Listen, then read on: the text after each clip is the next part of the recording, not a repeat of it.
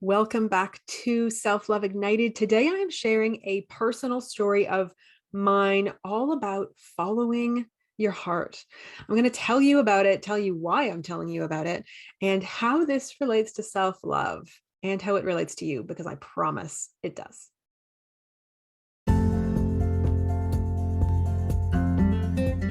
My name is Katie Allen, and this is Self-Love Ignited. Let's get to it. Welcome back to Self-Love Ignited. Today, I just really want to have a conversation with you about following your heart.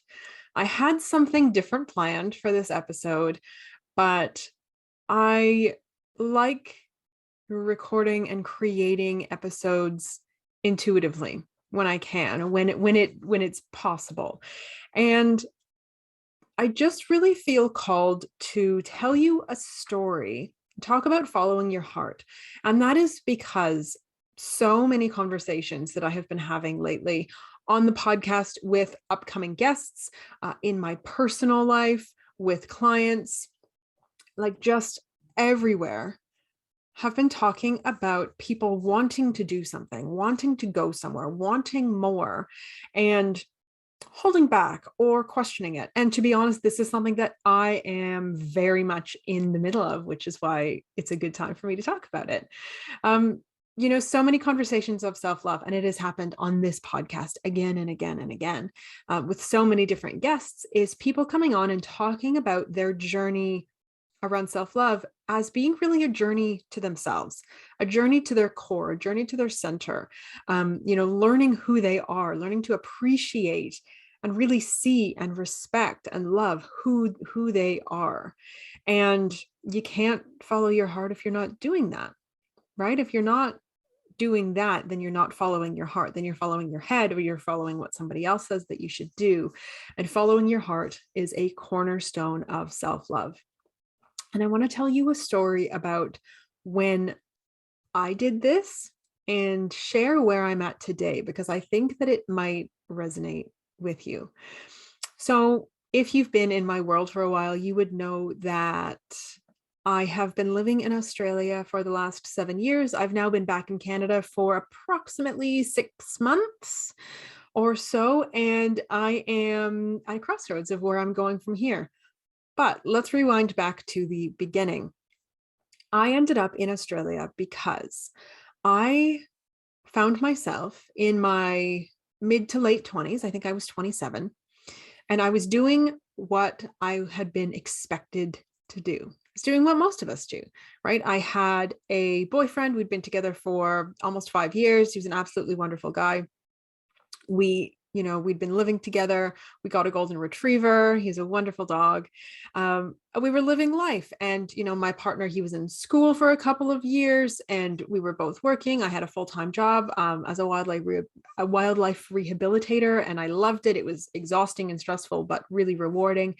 And I was just doing the things. I was doing life, but something was missing, right? There was something lacking, and I couldn't have told you what it was then, and I can't really tell you what it is now, other than I knew that there was something more. I knew that there was more out there, more to experience, more to see. And I got to this point where I just said, I have to go. Like I need to go. And I had always wanted to go to Australia my whole life, no particular reason. Something in me just said, you need to go there, right? Probably because it was really far away and really exotic and really different from my life in Canada. And I bought a plane ticket to travel solo around Australia and New Zealand for 3.5 months. And I quit my job and left my partner at home with the dog, and he was working and he took care of everything. And I got on a plane and went overseas. And it was, at that time in my life, the most terrifying thing I had ever done. There were so many parts of me that were saying, this is dangerous, this is wrong, what are people going to think? People are going to judge you, you're not going to be safe, you don't even know where you're going, who are you going to meet? Maybe there's bad people, right? Like every single bad thing, every single fear and thought, like everything that you can imagine might come up, came up. Everything. I remember standing in the airport in Toronto getting ready to board my first flight, and just feeling like I was like dying on the inside in terror, and it was taking all of my strength just to stay upright on my 2 feet, while simultaneously there was a little tiny part of me that was like, you need to do this. You need to do this. You have to. It's not a choice to live your life and not do this thing. And it was big enough and strong enough that it propelled me forward and it got me on that plane. And that trip was a pivotal moment in my life. Personally, it ended up leading me to coaching, and it led me to self-love. Right? I've talked about this story before in different places, but that trip taught me that I am strong, that I can do really hard things. It taught me that I am resilient. Even when I am down on my knees and I feel like there is nothing, I can get back up. I can find my way. It taught me that people are really good. Overall, I believe this is part of who I am. This is a core belief of mine, that people are good. The vast majority of people on this planet are good and helpful and compassionate and want to do good things. I met amazing people from all around the world, many of whom I'm still in touch with, I'm still friends with. I learned that people like me for who I am, not because of what I know or what I can do for them. And that is a childhood pattern that I am still conscious of and still working on, feeling like I need to do things for people for them to like me. That trip, I realized I don't need to do anything. People just like me, for who I am. I learned that the world is not nearly as big as we think it is, that everything is accessible, and that human beings are human beings everywhere. We are all going through the same stuff. We are all dealing with the same things. It doesn't matter what language you speak or what accent you have or what religion you are. It doesn't matter. We are all going through stuff. And this trip was the beginning of me following my heart, really, truly following my heart. And it led me to end that relationship that I had been in, not because my partner wasn't great, but simply because it just wasn't right for me, right? It wasn't the right fit. And it led me to go back to Australia. I came back to Canada for a month, went back to Australia and traveled for a year and did all sorts of jobs and met amazing people, and eventually led me down the path of meeting another partner, living there, gaining permanent residency, living in Sydney for a couple of years, moving up north to central Queensland for a couple of years.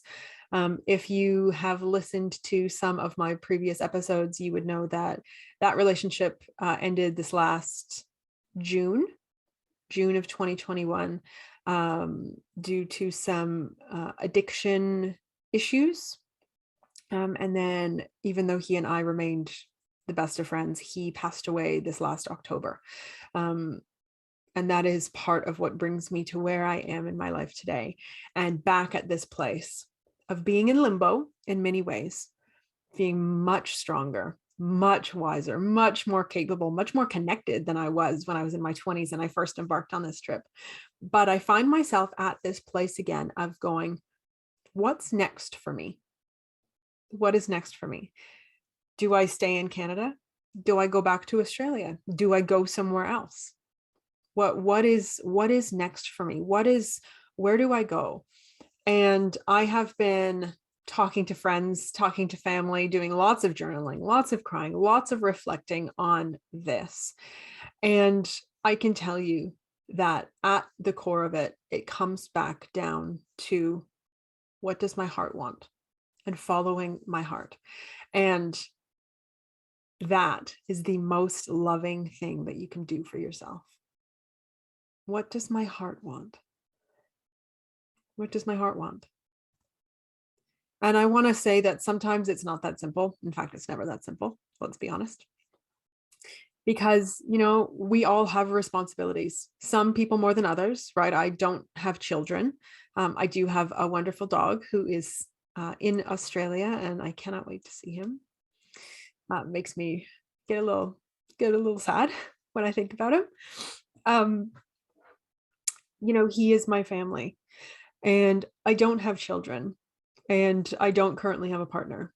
And so I'm at this place of infinite possibilities. That also means, Sometimes too many choices can be overwhelming. Sometimes we need to narrow it down. Um, but you know what? The big thing about Australia that I really wanted to say as well, that ended up leading me to move there and build a life there, is that it was the first place that I felt my divine connection to the land. And for some people, this may be a little too woo woo. And if so, that is completely fine. But for me, when I was a backpacker, I was at Uluru, and we were walking sort of there's a trail around the base. If you don't know Uluru, it used to be called Ayers Rock. It is an absolutely gorgeous place in the center of Australia. Do yourself a favor and look it up. It is magical. And I was there and I could feel something. I was very new at this, like, intuition, spiritual world. I was like just taking my first steps in, and I remember walking the base. There's like a trail around the base of the rock, and we were walking around Uluru, and it felt like the most spiritual, connected, gorgeous place I'd ever been. And I started crying, and I was with a friend who I hadn't known for very long, and I was just crying, and she just walked with me quietly. We didn't say anything. We just walked and we just appreciated where we were. And I was really emotional. And at the end, she said, are you okay? And I said, yes. And she said, were you thinking about your mom? And I said, yes. And my mom died when I was 20. She died very unexpectedly. And it was incredibly traumatic, as you can imagine. And she, at that time I was 27, so I was only 7 years out. And, a loss like that stays with you for life, but it was still quite raw at that time. And she just said, I could tell and I could feel her, and it's okay. And that was the first time that I went, there's something here. There's something in this land. There is something here. And when I came back to Canada, I felt like a hole had been ripped in me. And that's when I knew that I needed to be there. Now, whether it's, short term, long term, who knows? Life changes. We never really know what's coming for us. But that was the time that I knew. So me going back was following my heart. It was following that thing on the inside, that something that told me that's where I was supposed to be. And I didn't understand it. And it's not logical. And if you try to think about it logically, you'll drive yourself insane, because it makes no logical sense. But it was the thing that led me to myself. Essentially, it led me to find my people who understood me, people who were a little bit woo-woo, a little bit out there, living life their own way. It led me to entrepreneurship. It led me to learn how to trust myself. And it was the ultimate in following your heart. And now I find myself at this place in life where I am again being asked, what do you want? Not the small things, not like, what do you want for lunch? What do you want your life to be? What is your purpose here on this planet? And how do we get there? What is your next right step? And I will tell you very honestly, I think I know what it is, but I haven't made any definitive choices yet. I am continuing every day. I have my journal right here, right next to me. I'm continuing every day to lean in, to connect to that question. What do I want? What am I here for? And I tell you all of this. This was a very long personal share, but I tell you all of this because I want the same for you. In your own way, in your own time, it will, of course, I'm sure, look drastically different from my version of following my heart. But following your heart, tuning in, listening to that intuition, listening to that little voice, is self-love. It is self-acceptance. It is trust. It is respect. Right? It's being kind. It's not degrading yourself. Oh, that's stupid. That doesn't make any sense. You can't do that. What if it doesn't have to make sense? What if it's exactly the thing that you're meant to be doing? So I'm going to leave you there. I am sure in coming episodes, my answer to this sort of, what is my next step in life? I am sure that it will become very obvious. If you don't follow me on Facebook and Instagram, I really want to invite you to do so. The links to that are definitely going to be in the show notes. I'm simply Katie Allen Coaching on both platforms. But I will, of course, be sharing my journey as it continues to unfold, because this journey home, it's a spiraling inwards. And as we spiral in towards ourselves, the outside noise, the outside judgments from others get quieter. They don't matter as much. It's not as important. So I hope that you are able to follow your heart. I hope that you are able to turn inwards, spiral in towards yourself, whatever that means to you. Lean into trusting that you've got this, because you absolutely have. Okay.